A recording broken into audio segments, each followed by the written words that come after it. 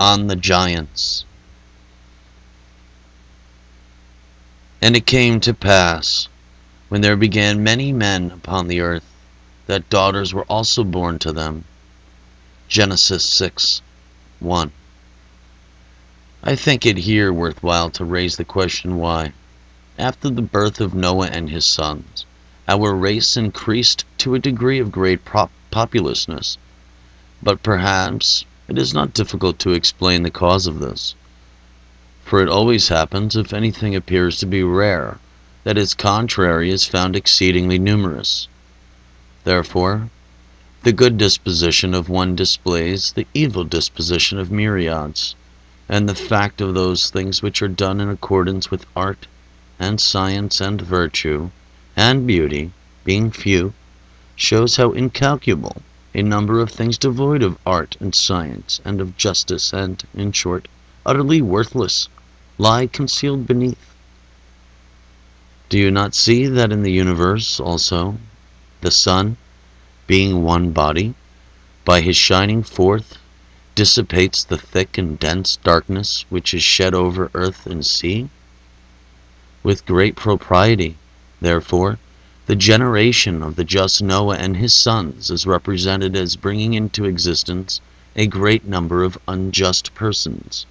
For it is by the contrary that it is especially the nature of contraries to be known. And no unjust man at any time implants a masculine generation in the soul, but such, being unmanly, and broken,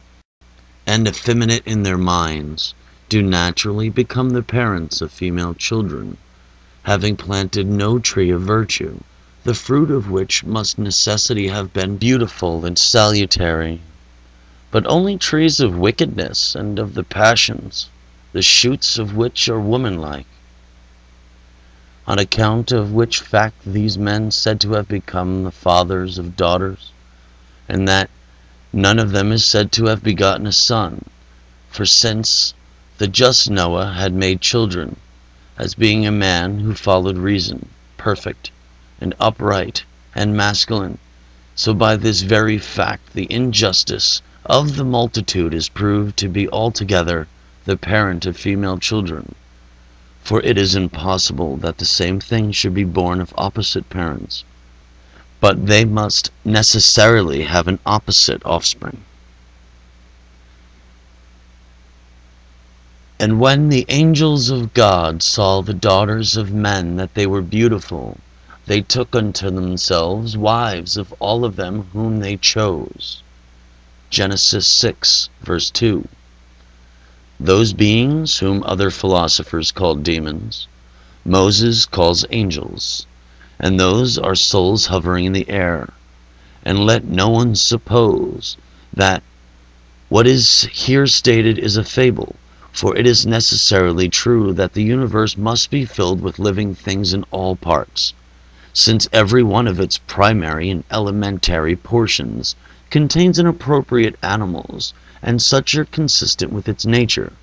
the earth containing terrestrial animals, the sea and rivers containing aquatic animals, the fire such as born in the fire, but it is said that such these last are found chiefly in Macedonia, and the heaven containing stars. For these are also the entire souls pervading the universe, being unadulterated and divine, inasmuch as they move in a circle, which is the kind of motion most akin to the mind,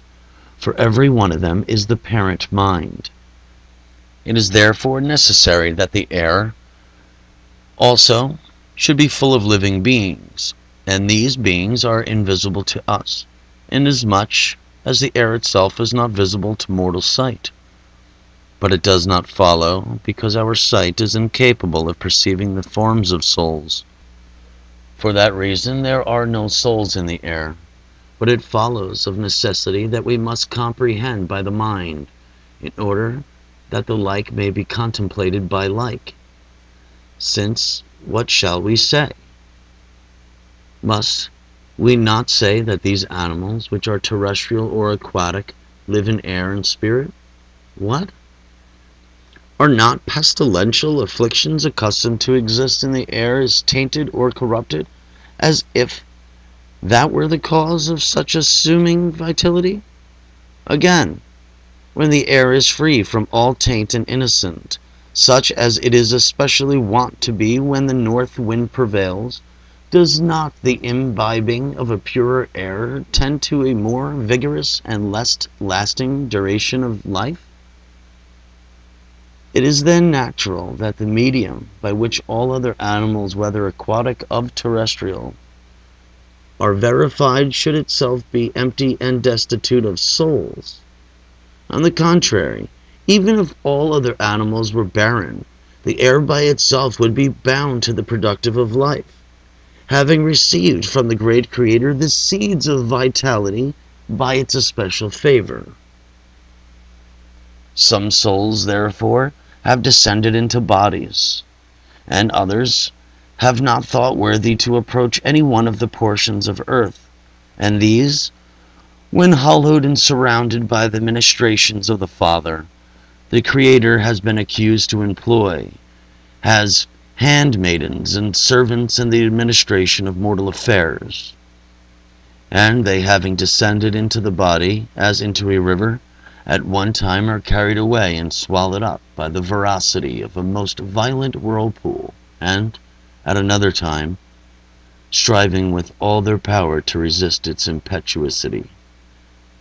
they at first swim on the top of it, and afterwards fly back to the place from which they started. These, then,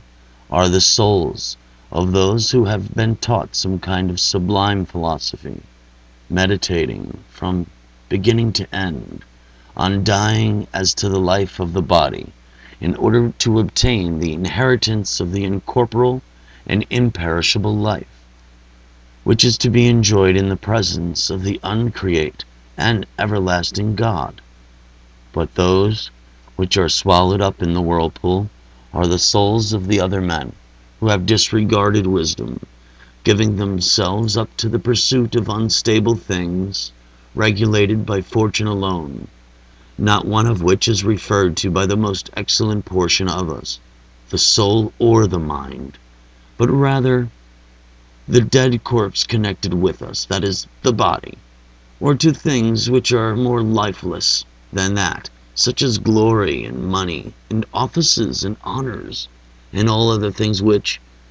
by those who do not keep their eyes fixed on what is really beautiful, are fashioned and endowed with apparent vitality by the deceit of vain opinion.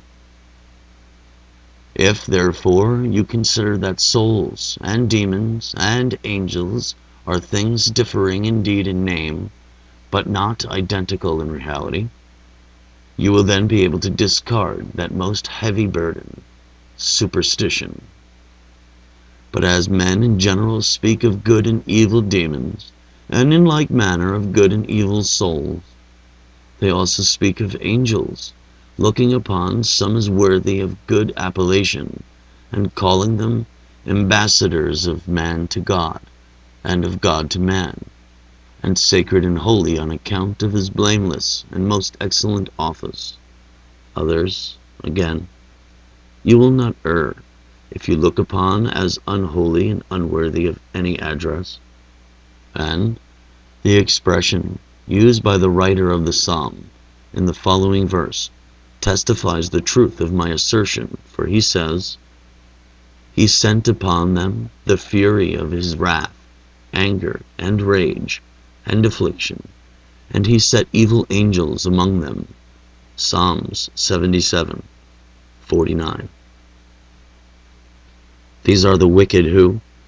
assuming the name of angels, not being acquainted with the daughters of right reason, that is, with the sciences and the virtues, but which the outward sense is beguiled, and they do not take all of the daughters in marriage, but some of them have selected some that innumerable company to be their wives, some choosing them by sight, and others by the ear, others again being influenced by the sense of taste, or by the belly, and some even by the pleasures below the belly. Many also laid hold of those abode of which is a fixed distance, putting action various desires among one another. For, of necessity, the choices of all the various pleasures are various, since different pleasures are established in different places. And, in all such matters, it is impossible for the Spirit of God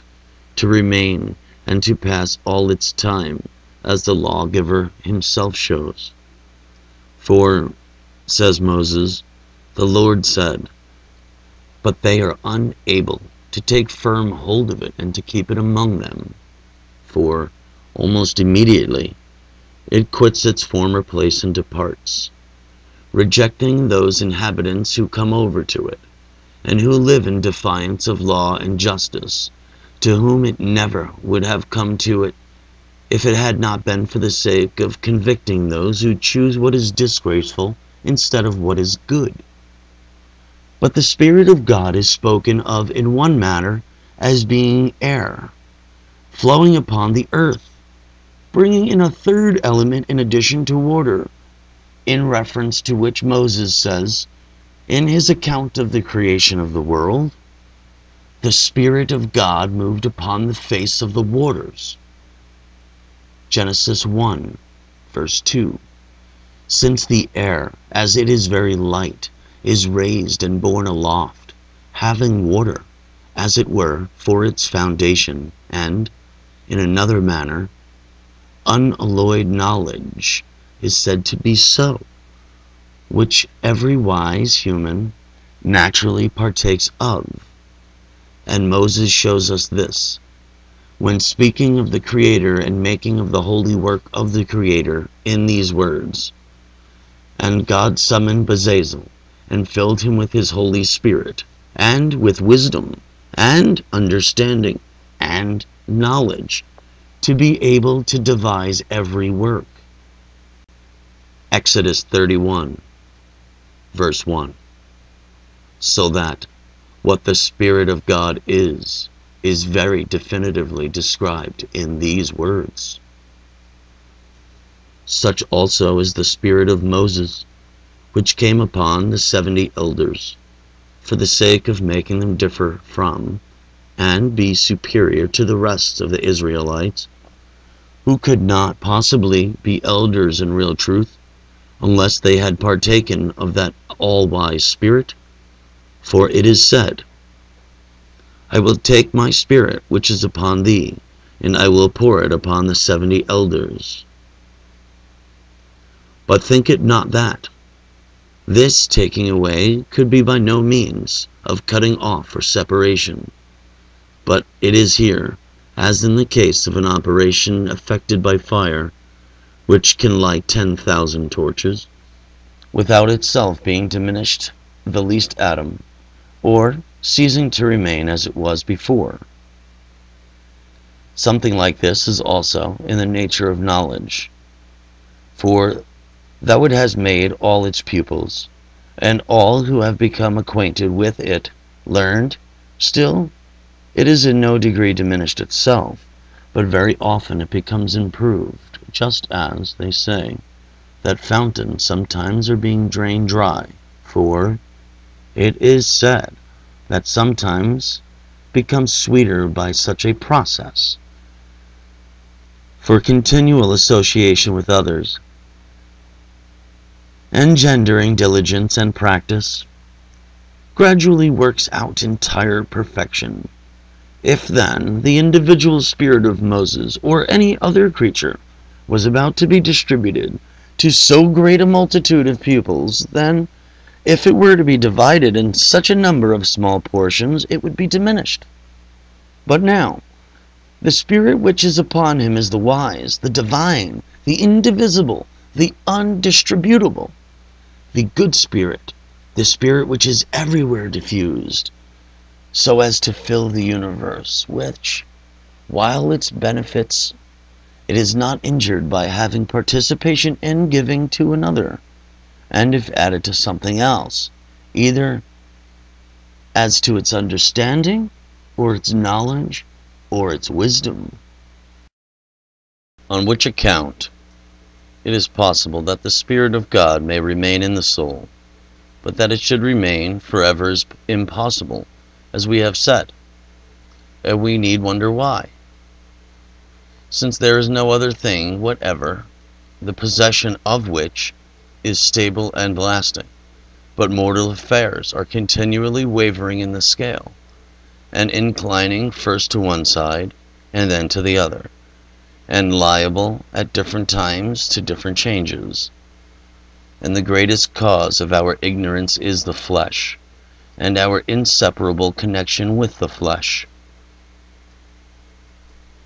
And this Moses represents God as admitting, where he says that, because they are flesh, the Spirit of God cannot abide in them. And yet marriage, and the rearing of children, and the furnishing of necessary things, and ingloriousness conjoined with a want of money and business, both private and public, and a countless number of other things cause wisdom to waste away, before it begins to flourish vigorously. But there is nothing which is so great a hindrance to its growth as the fleshy nature, for that,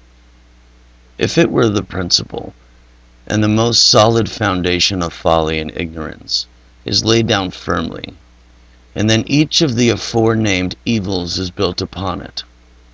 For those souls which are devoured of flesh and of the body, remaining undisturbed in the theater of the universe,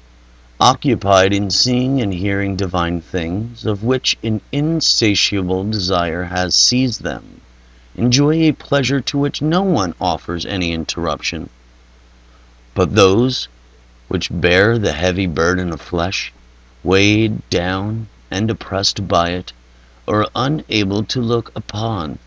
and upwards to the revelations of the heaven, but being dragged downwards, having their necks forcibly pressed to the ground like so many quadrupeds. In reference to which fact, the lawgiver, having determined to put an end to illegal and illegitimate associations and unions, begins his denunciations in the following manner. Man shall not come near to anyone who is akin to his own flesh, to uncover his nakedness. I am the Lord. How could anyone more forcibly exhort man to despise the flesh and what is akin to the flesh than this way? And indeed, he does not only exhort us to abandon such things, but he shows positively that he who is really man will never come from his own accord to the pleasures which are dear to and connected with the body, but will always be meditating to alienate himself from the entirety. For the saying, man, man, not once but twice, is a sign that what is here meant is not the man composed of body and soul, but him only who is possessed of virtue. For such as one really is a true man, whom some of the ancient philosophers, having lighted a lantern at midday, went in search of, and told those who asked him that he was seeking a man. And as for the prohibition against every man coming near to anyone who was akin to his own flesh, in this induced by necessary reasons, for there are some things we should not admit, for such instance as those useful things, by the employment of which we may be able to live in freedom from disease and in good health.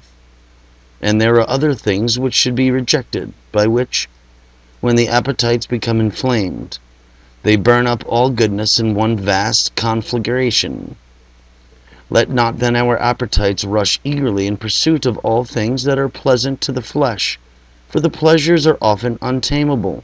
when like dogs they fawn upon us, and all of a sudden change and bite us, inflicting incurable sounds, so that by cleaving to frugality, which is a friend to virtue, and preference to the pleases akin to the body, we shall defeat the numerous and infinite multitude of irreconcilable enemies. And if any occasion should seek to compel us to take more than what is moderate or sufficient, let us not yield. For the Scripture saith, He shall come near him to uncover his nakedness. And what is meant by this? It has often happened that some who have not been themselves providers of wealth have nevertheless had unlimited abundance, and others who have not been eager in the pursuit of glory have been thought worthy of public praises and honors. Others again, who have not expected to acquire even a little strength, have arrived at the greatest vigor and activity. Now, let all these men learn not to cleave in their minds to any one of these qualities, that is to say, not to admire them and grasp at them in an immoderate degree, looking upon them all, that is to say, on riches, on glory, and on bodily strength, and not only as intrinsically good, but as the greatest of evils. For to misers the pursuit of money is appropriate, and the pursuit of glory is to ambitious men, and the acquisition of bodily strength is so to men fond of athletic and gymnastic exercises. For that which is the better part of them, namely, the soul, they have abandoned as a slave to those things which are inferior to themselves, namely, to inanimate things. But as many are masters of themselves, show that all that brilliant prosperity, which is an object of so much contention, is in subordination to the mind, which is the principal part of them, receiving it when it comes, so as to make good use of it, but not pursuing it if it keeps aloof, as being able to be happy even without it. But he who pursues it eagerly and follows upon its track fills philosophy with opinions, on which account he is said to uncover its nakedness. For how can there be any concealment or ignorance of the approaches to which those men are justly opposed, whose profess indeed to be wise men, but who make a traffic of wisdom, and bargain for the sale of it, as they say men do in market, who put up their wares for sale, sometimes for a slight gain, sometimes for sweet and caressing speeches, and sometimes for insecure hopes, founded on no sure ground, and sometimes even for promises which are in no respect better than dreams.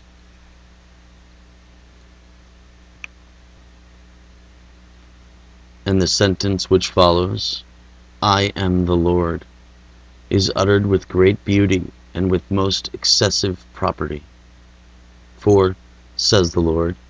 "Oppose, my good man, the good of the flesh that the soul and of the man. Therefore the pleasure of the flesh is irrational, but the pleasure of the soul and of the whole man is the mind of the universe, namely God. And the comparison is an admirable one, and one difficult to be instituted, so far as anyone to be deceived by the close similitude, unless anyone will say that living things are in reality the same as lifeless things, rational things as the same as irrational things, well adapted the same as ill adapted, odd numbers identical with even, light with darkness, day with night, and in short everything that is contrary to the same as its contrary. And yet, even though all these things have some kind of union and connection together by reasoning of its own created, still God is not in any respect like the best of very created beings, inasmuch as these have been excellent and would be shameful to quit those ranks, to fly unmanly and effeminate pleasure, which injures its friends and benefits its enemies. For its nature is a very singular one. For all those whom it chooses to give a share of its special advantages, it at once chastises and injures, and those whom it thinks fit to deprive of good things, its benefits in the greatest possible degree. For it injures them when it gives, but it benefits them when it takes away. Therefore, O my soul, any one of the temptations of pleasures invite you, turn yourself away, and directing your views towards another point, Look at the genuine beauty of virtue, and having surveyed it, remain until a desire for it has sunk into you, and draws you to it like a magnet, and immediately leads you and attaches you to that which has become the object of your desire. And the expression, "I am the Lord," must be listened to, not only as if it were equivalent to, "I am the perfect and incorruptible and the true God," with which if anyone is sounded, he will reject all that is imperfect and corruptible and attached to the flesh, but also as equivalent to, "I am the ruler and the king and the master." And it is not safe for subjects to do wrong in the presence of their rulers, for slaves to err before their masters. For when the punishers are near, those whose nature is not quick at submitting to admonitions are held in restraint and order by fear. For God, having filled everything with himself, is near at hand, so that he is looking over everything and standing by. We being filled with a great and holy reverence, or if it not that, at all events, having a prudent fear of the might of his authority, and the fearful nature of his punishment, which cannot be avoided, whenever he determines to exert his punishing power, shall desist from doing wrong, in order that the divine spirit of wisdom may not be inclined to quit our neighborhood and depart, but that it may remain a very long time with us, as it did also with the wise Moses. For Moses is a being part of the most tranquil habits, either standing still or sitting still, and not all disposed by nature to subject himself to turns and changes. For the scripture says, "Moses and the ark did not move." And you, 14, verse 44. Inasmuch as the wise man cannot depart from virtue, or inasmuch as virtue is not liable to move, nor is the virtuous man inclined to changes, but each of these things is established on the sure foundation of right reason. And again, the scripture saith in another passage, "But stand thou here with me." DE 5, verse 31. For this an oracle of God, which was given to the prophet, and his station was to be one of unmoved tranquility by God, who always stands immovable. For it is indispensable that all things which are placed by the side of him must be kept straight by such an undeviating rule. On this account it is, as it seems to me,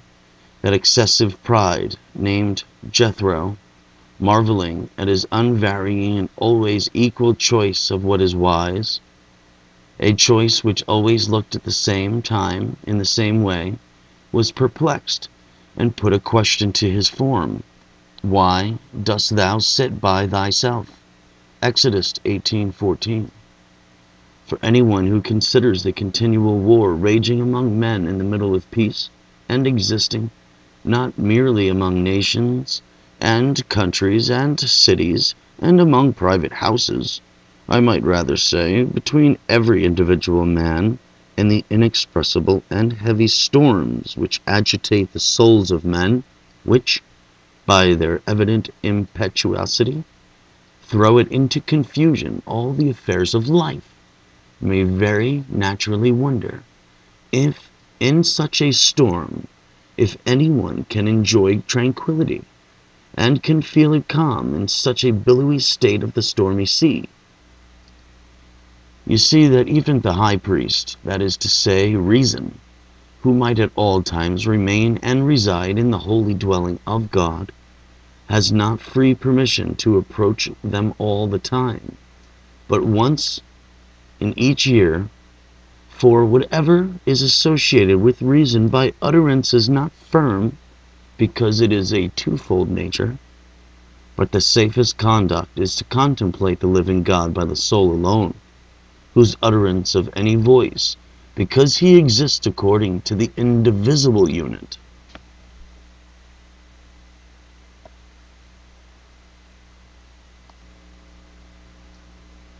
As, therefore, among men in general, that is to say, among those who propose to themselves many objects in life, the divine spirit does not remain, even though it may abide among them for a very short time, but it remains among one species of men alone, namely among those who, having put off all things of creation, and in the inmost veil, in covering a false opinion, come to God in their unconcealed and naked minds. Thus, also Moses, having fixed his tent outside of the tabernacle, and outside of all corporal army, Exodus 33:7. That is to say, having established his mind so that it should not move, begins toward worshiping God, and having entered into the darkness, that invisible country, remains there, performing the most sacred mysteries, and he becomes not merely an initiated man, but also a hierophant of mysteries and a teacher of divine things, which he will explain to those whose ears are purified. Therefore the divine spirit is always standing by him, conducting him in every right way. But from other men, as I have said before, it very soon separates itself and completes their life in a number of 120 years. For God says, their days shall be 120 years. As, therefore, among men in general, that is to say, among those who propose to themselves many objects in life, the divine spirit does not remain, even though it may abide among them for a very short time, but it remains among one species of men alone, namely among those who, having put off all things of creation, and in the inmost veil, in covering a false opinion, come to God in their unconcealed and naked minds. Thus, also Moses, having fixed his tent outside of the tabernacle, and outside of all corporal army, Exodus 33:7. That is to say, having established his mind so that it should not move, begins toward worshiping God, and having entered into the darkness, that invisible country, remains there, performing the most sacred mysteries, and he becomes not merely an initiated man, but also a hierophant of mysteries and a teacher of divine things, which he will explain to those whose ears are purified. Therefore the divine spirit is always standing by him, conducting him in every right way. But from other men, as I have said before, it very soon separates itself and completes their life in a number of 120 years. For God says, their days shall be 120 years. DE 27. DE 24, verse 7. But Moses, when he had arrived at that number of years, departed from mortal life to another. How, then, can it be natural for men who are guilty to live an equal length of time with the all-wise prophet? For the present, it will be sufficient to say this, that things which bear the same name are not in all cases alike, but very often they are distinct in their whole genus. And also, that which is bad may have equal numbers in times with what is good, since they are represented as twofold, but still they have their respective powers, distinct from one another, and as remote and different as possible. And we shall hereafter institute a more exact discussion of this period of 120 years, which we will, however, postpone till we have come to an examination of the whole life of the prophet, when we have become fit to the initiated in it. But at present We will discuss what comes next in order. And there were giants on the earth in those days. Genesis 6, verse 4. Perhaps someone may here think that the lawgiver is speaking enigmatically.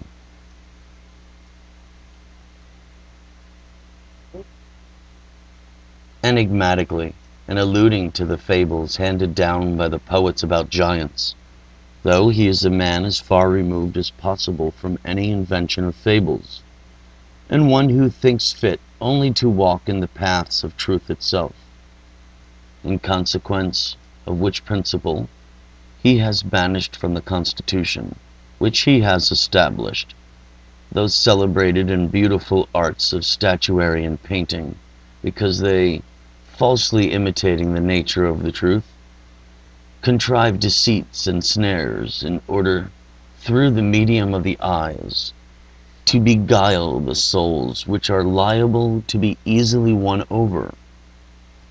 Therefore he utters no fable whatsoever respecting the giants, but he wishes to set this fact before your eyes, that some men are born of the earth, and some are born of heaven, and some are born of God. Those are born of the earth, who are hunters after the pleasures of the body, devoting themselves to the enjoyment and the fruition of them, and being eager to provide themselves with all things that tend to each of them. Those again are born of heaven, who are men of skill in science and devoted to learning. For the heavenly portion of us is our mind, and the mind of every one of those persons who are born of heaven studies the encyclical branches of education and every other part of description, sharpening, and exercising, and practicing itself, and rendering itself acute in all those matters which are objects of intellect. Lastly, those who are born of God are priests and prophets, who have not fixed to mixtures themselves up in the constitutions of the world, and to become cosmopolites, but who, having raised themselves above all the objects of the mere outward senses, have departed and fixed their views on that world which is perceptible only by the intellect, and having settled there, being inscribed in the state of incorruptible, incorporeal ideas. Accordingly, Abraham, as long as he was abiding in the land of the Chaldeans, that is to say, in opinion, before he received his new name, and while he was still called Abram, was a man born of heaven, investigating the sublime nature of things on high, and all that took place in these regions, and the causes of them, and the studying everything of that kind in the true spirit of philosophy, on which account he received an appellation corresponding to the spirits to which he devoted himself, for the name of Abram, being interpreted, signifies the Sublime Father, and is a name very fitting for the paternal mind, in which every direction contemplates sublime and heavenly things. For the mind is the father of our composite being, reaching as high as the sky and even farther. But when he became improved, and was about to have his name changed, he then became a man born of God, according to the oracle which was delivered to him. I am thy God. Take care that thou art approved before me, and be thou blameless. Genesis 17, verse 1. But if the God of the world, being the only God, is also by a special favor the particular God of this individual man, then of necessity the man must also be a man of God. For the name Abraham, being interpreted, signifies, quote, the elect father of sound, unquote. The reason of the good man, for he is chosen out of all and purified, and the father of the voice by which we speak, And being such a character as this, he is assigned to the only one God, whose minister he becomes, and so makes path of his whole life straight, using in real truth the royal road, the road of the king who governs all things, turning aside and deviating neither to the left hand nor to the right. Sons of earth removing their minds from contemplation and becoming deserters so as to fly off to the lifeless and immobile natures of the flesh, which had been allotted to them as their own, and deserted the worse rank, which was contrary to their original nature, Nimrod being the first to set the example of this desertion. For the lawgiver says that this man began to be a giant upon earth. Genesis 10:29 is the passage supposed to be allured to, but as translated in the Bible it only says, quote, "He was a mighty hunter before the Lord," end quote. And the name Nimrod, being interpreted, means desertion. For it was not enough for the thoroughly miserable soul to stand on neither side, but having gone over to its enemies, it took up arms against its friends, and resisted them, and made open war upon them, in reference to what fact it is that Moses calls the seat of Nimrod's kingdom Babylon, and the interpretation of the word Babylon is change, a thing nearly akin to desertion, the name, too, being akin to the name, and the one action to the other. For the first step of every deserter is change and alteration of mind, and it wouldn't be constant in the truth to say that, according to the most holy Moses, the bad man, as being one destitute of a home and of a city, without any settled habitation, and a fugitive, is naturally a deserter also. But the good man is the firmest of allies. Having said thus much at present, and dwelt sufficiently on the subject of giants,